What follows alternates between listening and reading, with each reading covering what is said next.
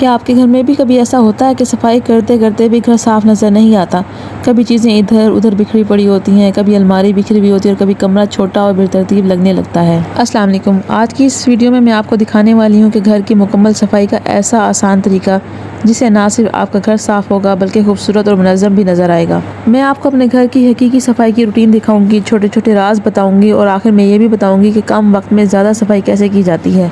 अगर आप भी चाहते हैं कि आपका घर हमेशा साफ़ सुथरा और खुशगवार नज़र आए तो वीडियो आखिर तक ज़रूर देखें। तो चलिए शुरू करते हैं। सफाई शुरू करने से पहले सबसे पहले ये ज़रूरी है कि आप हमेशा प्लानिंग करें।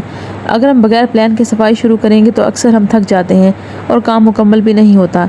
इसलिए सबसे पहले ये बात तय करें कि आज कौन सा कमरा साफ़ करना है या कौन सी चीज़ तरतीब देनी है, कौन सी चीज़ गैर ज़रूरी है। जब जहन में वाज़ेह प्लान हो तो सफाई बहुत आसान हो जाती है। अब मैं अपने कमरे की सफाई करना शुरू कर रही हूँ। सबसे पहले मैं बिस्तर दुरुस्त करती हूँ क्योंकि बिस्तर ठीक करने से कमरा फ़ौरन बेहतर नज़र आने लगता है। फिर मैं मेज़ और कैबिनेट की तरफ आती हूँ। यहाँ पर अक्सर बिखरी हुई किताबें, बच्चों की चीज़ें, कुछ सजावट का सामान रखा हुआ होता है। सब चीज़ें साफ़ करती हूँ, उनकी डस्टिंग करती हूँ, उनको तरतीब देती हूँ और उनको अपनी अपनी जगह पर रख देती हूँ। जैसा कि आप जानते हैं कि रमज़ान में रूटीन वैसे ही टफ़ हो जाती है तो हर चीज़ को प्रॉपर टाइम देना पड़ता है। मैं जॉइंट फैमिली सिस्टम में रहती हूँ, इसलिए आपको पता है कि ससुराल में हमेशा जो है बहुओं को एक एक रूम ही मिला हुआ होता है और यहीं पे हमने खाना भी होता है, यहीं पे बच्चों ने खेलना भी होता है, पढ़ना भी होता है और उसके अलावा हमारी सारी एक्टिविटीज़, मेरे बच्चों की एक्टिविटीज़ सारी रूम में ही होती हैं, सिवाय खाना बनाने के या किचन के काम करने के। जो है एक्स्ट्रा फैलावा क्लोज़ कर लिया जाए और चीज़ों को अपनी जगह पर रख दिया जाए तो उससे भी काफ़ी कमरा साफ़ सुथरा लगने लग जाता है। मेरी हमेशा कोशिश होती है कि सबसे पहले उठूँ और बिस्तरे वगैरह पहले क्लोज़ कर लिया करूँ, क्योंकि बिस्तरे क्लोज़ कर लिए जाएँ और एक्स्ट्रा चीज़ें क्लोज़ कर लिए जाएँ और बाकी सामान जो है वो अपनी जगह पर तरतीब से रख दिया जाए तो उससे भी काफ़ी कमरा नीट लगता है। अगर हम थोड़ी सी मेहनत करें और चीज़ें तरतीब से रखें और अपनी जगह पे रखें तो हमारा घर या हमारा कमरा बहुत ज़्यादा खूबसूरत और साफ़ सुथरा लगने लगता है। यहाँ पर बड़े कंबल और बड़ी जो चादरें वगैरह थी वो मैंने क्लोज़ कर ली थी। उसके अलावा भी छोटे कंबल रह गए थे छोटे बेबी के, तो मैं कोशिश करती हूँ कि इन सबको क्लोज़ करके ना एक साइड पर रख दूँ, क्योंकि बेबी ने झूले में सोना होता है। फिर आपको पता है कि मौसम अभी भी नॉर्मल ही है, बहुत ज़्यादा गर्म नहीं हुआ तो उसके ऊपर डालना पड़ता है। कमरा एक हो और हर तरफ चीज़ें बिखरी हुई हैं तो समझ नहीं आता कि बंदा किस चीज़ को पहले क्लोज़ करे।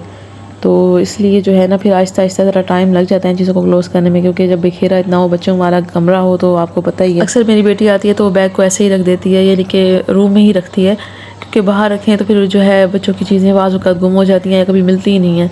तो फिर मैं उसे कहती हूँ कि आप ना अपनी ना अलमारी में रख दिया करें खोल के। अलमारी के मेन 3 बड़े शेल्फ होते हैं तो फिर एक शेल्फ मैं उसको दे देती हूँ, मैं कहती हूँ उसमें अपनी चीज़ें रखा करें। तो यहाँ पर वो मुख्तलिफ अपनी चीज़ें भी रख देती है और उसके अलावा इसका बैग वगैरह वो भी यहीं पर मैं एडजस्ट करके रख देती हूँ। बाकी 2 शेल्फ होते हैं, उनमें जो है उनमें से एक में मेरा ओवन पड़ा हुआ होता है और एक में बाकी मेरी एक्स्ट्रा चीज़ें पड़ी हुई होती हैं।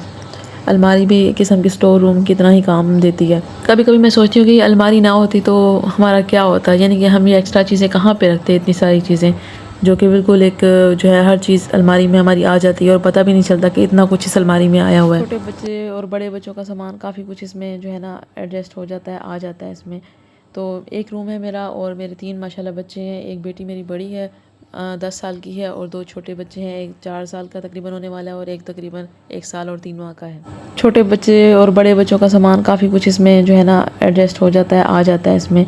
तो एक रूम है मेरा और मेरे 3 माशाल्लाह बच्चे हैं। एक बेटी मेरी बड़ी है 10 साल की है और 2 छोटे बच्चे हैं, एक 4 साल का तकरीबन होने वाला है और एक तकरीबन 1 साल और 3 माह का है। तो जो बहनें मेरी देख रही हैं उनको पता ही होगा जो एक कमरे में रहती हैं जॉइंट फैमिली सिस्टम में कितने मसले मसाइल होते हैं।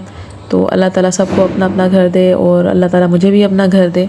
आप प्लीज़ मेरे लिए भी दुआ करिएगा जो मेरी ये वीडियो देख रहे हैं, और प्लीज़ मेरे चैनल को सब्सक्राइब करें और मेरी वीडियो को एंड तक लाजमी देखा करें, क्योंकि अपना घर हर औरत का ख्वाब होता है। और मेरी ये कोशिश होती है कि बस जो है ना मैं भी अपनी ज़िंदगी में कुछ करूं और जो है अपने हस्बैंड का जो है साथ दे सकूं और अल्लाह ताला मुझे इस काबिल करे, अल्लाह ताला मुझे कामयाबी दे। बाकी ये आहिस्ता आहिस्ता तकरीबन ये क्लोजिंग मेरी हो चुकी थी और एंड में रह गया था झाड़ू और पोछा। तो मैं कोशिश करती हूँ कि जब कमरे में कोई ना हो तो उसी टाइम यानी कि मैं झाड़ू भी लगाऊँ और पोछा भी लगाऊँ। बच्चे होते हैं ना फिर वो डिस्टर्ब करते हैं, सही तरह से झाड़ू पोछा लगाने ही नहीं देते। रमज़ान मुबारक है और ज़ाहिर है कि बच्चों की रूटीन भी थोड़ी चेंज हो जाती है और ख़ुद हमारी अपनी रूटीन भी चेंज हो जाती है। तो मैं कोशिश करती हूँ कि हमेशा जो है ना सहरी के बाद ही तकरीबन क्लोजिंग वगैरह कर लूँ। इन छोटी छोटी चीज़ों को समेटने में भी काफ़ी टाइम लग जाता है। हम माशाल्लाह 5 देवरानियाँ एक ही घर में रहती हैं, 2 नीचे रहती हैं और 3 ऊपर रहती हैं और माशाल्लाह सबके अपने अपने बच्चे हैं तो जो है किचन हमारा एक ही है और खाना पकाना वगैरह सबका तकरीबन अलग अलग ही है। पहले हम सब इकट्ठे ही खाना बनाती थी, नीचे वाले किचन में जाके सबकी बारियां लगी हुई होती थी। तो ऐसे ही किचन की भी जो है सफाई की बारियां लगी हुई होती थी और तीनों देवरानियां हम 3 टाइम नीचे जाके करती थी, जो ऊपर हम लोग रहते थे, और एक देवरानी ऊपर वाला किचन कर लेती थी। लेकिन अब तकरीबन 1 साल हो गया कि हम सब जो है ना ऊपर वाले किचन में ही बनाती हैं और सेपरेट ही बनाती हैं। किचन की सफाई हम लोग डिवाइड कर लेते हैं। मैंने एक वीडियो बनाई थी और उसमें मैंने जॉइंट फैमिली सिस्टम के बारे में कुछ कहा था, यानी कि बहुत बुरा भी नहीं कहा था, क्योंकि मसले मसाइल तो हर घर में चलते हैं। हर किसी का अपना अलग अलग एक्सपीरियंस होता है, सब औरतों के एक्सपीरियंस एक जैसे नहीं होते। तो उनमें से एक ने मुझे कमेंट किया कि आप जो है जॉइंट फैमिली सिस्टम में रहती नहीं है, आपको एक्सपीरियंस नहीं है। लेकिन मैं जॉइंट फैमिली सिस्टम में ही रहती हूँ और मुझे एक एक बात का पता है जो कि होती है जॉइंट फैमिली सिस्टम में मसले मसाइल। तो उन्होंने मुझसे कहा था कि जिस औरत का शोहर साथ हो तो वो जो मर्ज़ी चाहे करे, किसी के सामने बोले, बदतमीज़ियाँ करे, लड़ाई झगड़े करे और इस तरह की वो करे तो वो औरत कामयाब होती है। हालांकि ऐसे नहीं होता। तो हर मसले का हल लड़ाई झगड़ा ज़बान दराज़ी करना नहीं होता। जॉइंट फैमिली सिस्टम में रहना बहुत बड़ा जो है ना कंप्रोमाइज़ का नाम होता है, हमें कंप्रोमाइज़ करना पड़ता है। ठीक है, मैं ये भी मानती हूँ कि जो है हस्बैंड का साथ होना भी ज़रूरी है, लेकिन बाज़ ख़वातीन ऐसी होती हैं जिनके हस्बैंड इस काबिल नहीं होते, लेकिन फिर भी वो रह रही होती हैं, गुजारे कर रही होती हैं। तो ऐसे तो नहीं होता ना कि अगर जो है कोई भी कमी आपके शोहर में हो या किसी उसमें हो और कोई आपको घर से पकड़ के ऐसे निकाल दे, तो अगले भी जब किसी की बहू लाते हैं तो उनको भी एहसास होता है। सब ससुराल वाले एक जैसे नहीं होते, कुछ एहसास करने वाले भी होते हैं।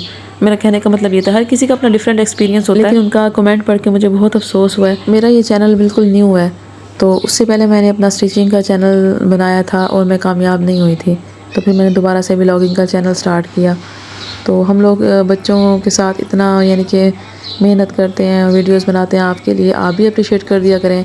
एक लाइक करने में, चैनल को सब्सक्राइब करने में और वीडियो देखने में आपका कुछ जाता तो नहीं है। बस ये है कि हमारी हौसला अफजाई हो जाती है। हम घर बैठी औरतें किसी जगह निकल नहीं सकती, कहीं जॉब नहीं कर सकती, तो हमारी ये कोशिश होती है कि घर बैठे कुछ ना कुछ कमा सकें, कुछ ना कुछ कर सकें अपने बच्चों के लिए। अल्हम्दुलिल्लाह, मेरा ये कहने का मकसद नहीं है कि मेरे हस्बैंड मेरी ज़रूरियात नहीं पूरी कर रहे। मेरे हस्बैंड मुझे देते हैं अल्हम्दुलिल्लाह, लेकिन मेरी खुद से भी कोशिश होती है कि मैं कुछ ना कुछ करूं, तो ताकि मैं अपने हस्बैंड का साथ दे सकूं, ताकि हमारा घर बन जाए। बाकी उम्मीदें तो सारी अल्लाह ताला से वाबस्ता है, पूरी करने वाला तो अल्लाह ताला की ही ज़ात है। तो आप भी मेरी फैमिली की तरह प्लीज़ आप भी लाजमी मुझे सपोर्ट करें। मेरी जो बहनें देख रही हैं मेरी ये वीडियो, तो मैं उन सब के लिए दुआ करती हूँ, अल्लाह ताला उन सबको खुश रखे, कामयाबी अता फरमाए इस दुनिया में भी और आखिरत में भी, और हमारे मुल्क को हमेशा कायम और दायम रखे। आज का व्लॉग बस इतना ही था। अगर आज के व्लॉग में आपको कुछ भी पसंद आया हो या कोई बात आपको मेरी अच्छी लगी हो, तो प्लीज़ मेरी हौसला अफजाई के लिए आप मेरे चैनल को लाइक करें, शेयर करें और सब्सक्राइब कर दें। अल्लाह हाफिज़।